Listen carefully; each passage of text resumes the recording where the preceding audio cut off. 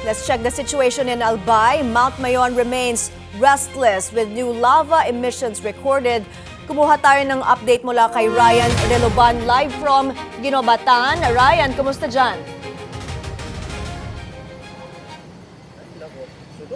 May sunod-sunod ang naitalang aktibidad ng Bulkang Mayon ngayong araw ng Huwebes, May 7, 2026 na sinasabayan pa yan na mahihina hanggang malalakas na pag-ulan.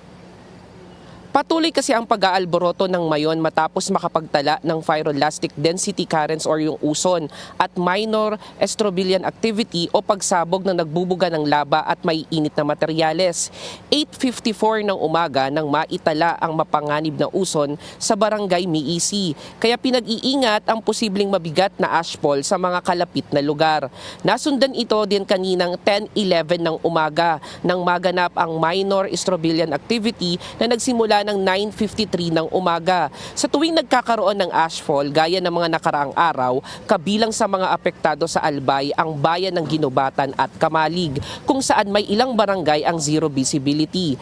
Ayon kay Albay Governor Noel Rosal, kailangan na nilang maghanda para sa posibleng mangyayaring worst case scenario sa Albay dahil sa pag-aalboroto ng Bulkang Mayon. Pero yung Sabado talaga medyo nabigla yung mga talagang parang ulan ng putik, lalo na dun sa bayan ng Ginobatan na causes 1 to 2 inches nung pumunta kami ni na Secretary Bin.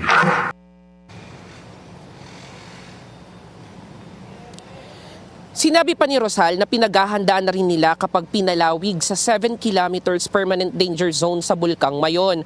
Pero kung sakali mang mangyari ito, posibleng piliin na lamang muna ang mga barangay na ililikas na pinaka-apektado.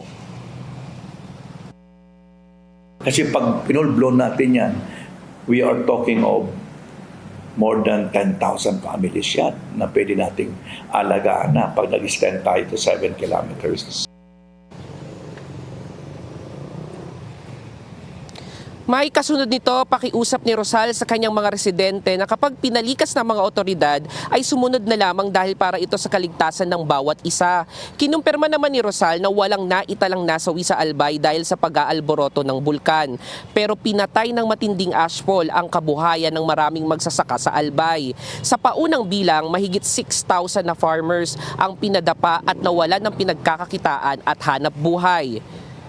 May kinumpirma din ni Governor Rosal na sisimulan na ang pamamahagi ng 10,263 na ayuda sa mga magsasaka na apektado sa Lunes yan na tatagal ng 3 araw. Balik sa iyo, May. Maraming salamat, Ryan Reloban mula sa Ginobatan in Albay.